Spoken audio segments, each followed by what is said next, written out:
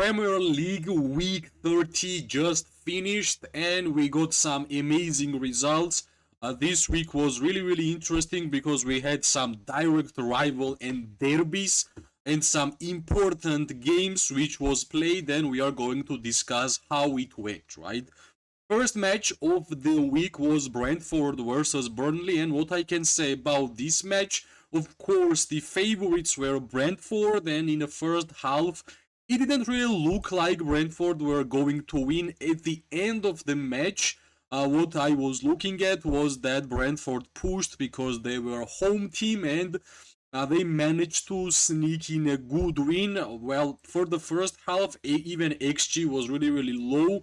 I think Brentford had like 4 shots on, in general, like total shots in the first half and 1 on target. So basically, 3-1 doesn't really mean that it was a easy game for Brentford, especially in the first half, but in the second half, from the beginning, Brentford came out from the tunnel like they wanted to win the game, and they actually did it, right? Yeah, that was the first match of the weekend. Second one was really interesting. Manchester City versus Leeds, and of course, huge favorites, Manchester City.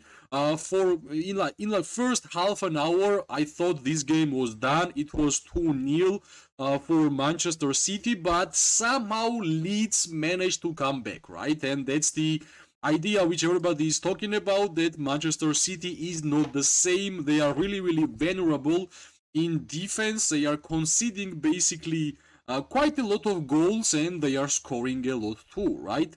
What we need to mention, Haaland did not even score and Man City still won, right? So no matter how hard it was, 2 goals conceded versus like really promotion, like newly promoted team, but still they won, which should be plus. But of course, in my opinion, Pep Guardiola will have a lot of conversation to his players because conceding 2 goals versus Leeds, especially at home, is not that good, right?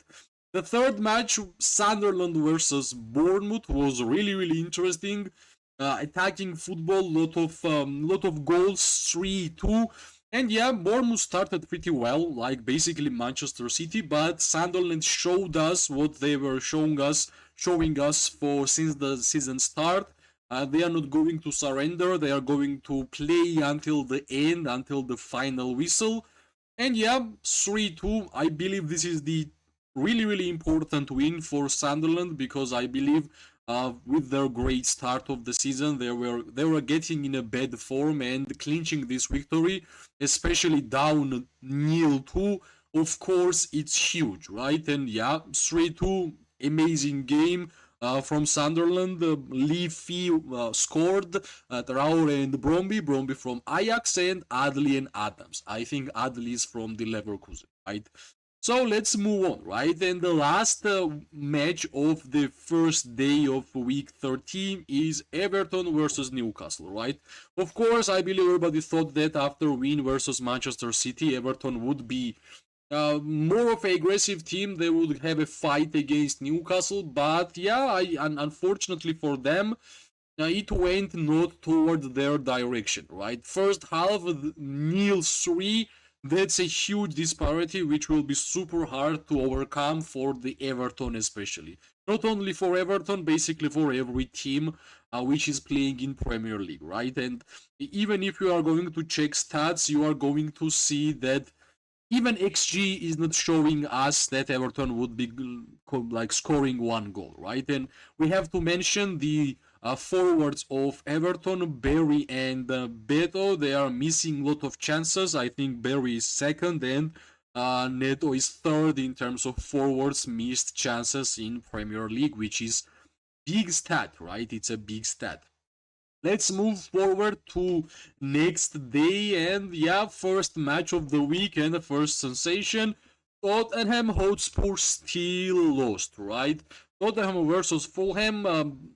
1-2. Tottenham lost in their home stadium. I believe when they built their stadium, they are kind of getting used to it, right? I guess it's not that easy to change the stadium because you are changing the atmosphere. But yeah, it's hard to see because what we can see from this season, they are losing a lot of games again, like at home, right? Which should basically never happen.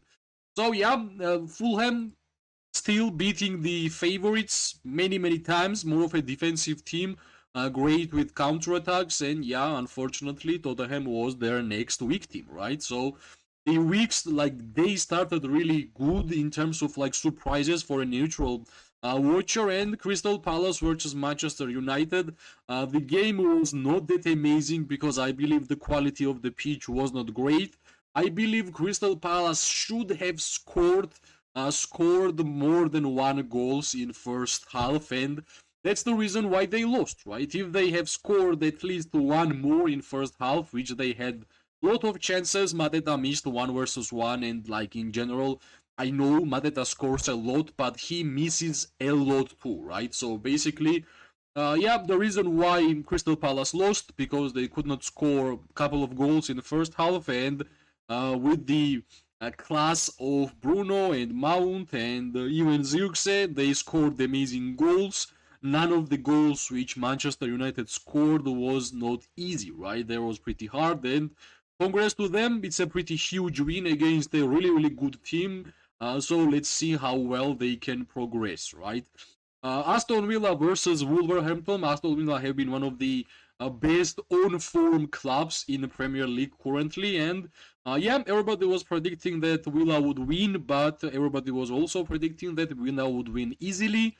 It wasn't that easy, in my opinion. Villa was creating chances, like shots were happening, but real chances was not really there until Kamara scored. Then yeah, I believe Wolves will be one of the teams which are going to be relegated in this season, right?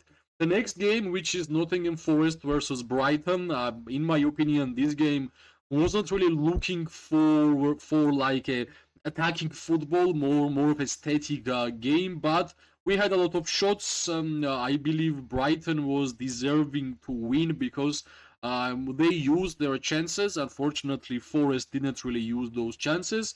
Of course, I believe Forest was a little bit favorites because they were at home, but 0-2. I guess Forest are having some troubles scoring goals, but yeah, even in defensive terms, I believe Forest will need some time to get used to a manager, coach, which will stay there for at least a season, right? Next game, which is West Ham versus Liverpool. It was time for Liverpool to come back to winning ways, and they finally won 0-2. I would say game was not really like one-sided. I believe there was a lot of chances from both sides, and of course the class and the ability and the talent of Liverpool players made them win, right? Isak scored, Gakpo scored after so many misses, and yeah, let's see if they will get back to the winning ways and they can continue with this result. And let's see, right? Liverpool is really interesting. They have a huge talent, but they have to use that talent. And yeah, match of the week, right? Chelsea versus Arsenal. True old school derby. It was a lot of yellows, lot of tackles, red card. I believe Chelsea played amazingly well and they deserved at least point from this game. And we should not really say that Arsenal did not really deserve anything from this game. Of course, if you're gonna look at the bigger picture, of course, when your opponent is with 10 men, you kinda have to win, but it was a great game, right? If you like passion in football, if you like a good mentality to players from both teams, this was amazing derby. It might not have been like derby with a lot of shots and the chances to score goals, but it was really tense. It was easily shown how passionate the players were for this game, right? So 1-1, I believe this is a fair result, right? It gives us interest to the Premier League. I believe if Arsenal have won, it would be like too much. So at least draw would be the result, which would bring the interest to a natural people for Premier League, right? And from that, I believe match week number 13 is done, and we can easily go and check the table how things are going, right? And we can easily see that there is a lot of I don't know, a lot of fun watching this table. Only 5 points is Arsenal is only 5 points clear to Manchester City, which is easily recoverable, right? Which means Arsenal should keep winning, City should keep winning, Chelsea should keep winning, which basically means that we will still have a lot of amazing games. Top four right now looks like this. Well, relegation looks Leeds, Burnley, and Wolverhampton. As I said, Wolves might be the one who will be relegated. It's pretty easy to understand why. They're basically playing horribly, right? So yeah, that's the week number 13. Let's see how well will things happen. Which one will be the most important game here? Newcastle versus Tottenham will be nice. Fulham versus City will be great to watch. What else, right? What else? Liverpool, Sunderland might be interesting because Sunderland have been playing pretty well. So yeah, that's like a small overview of the results of Premier League. Hopefully it was interesting. If it was, press like, subscribe, share. It gives me more and more motivation to make more content for football and Premier League in general. I wish everybody an amazing day, morning and night. We are going to see each other really, really soon. Bye bye and good luck.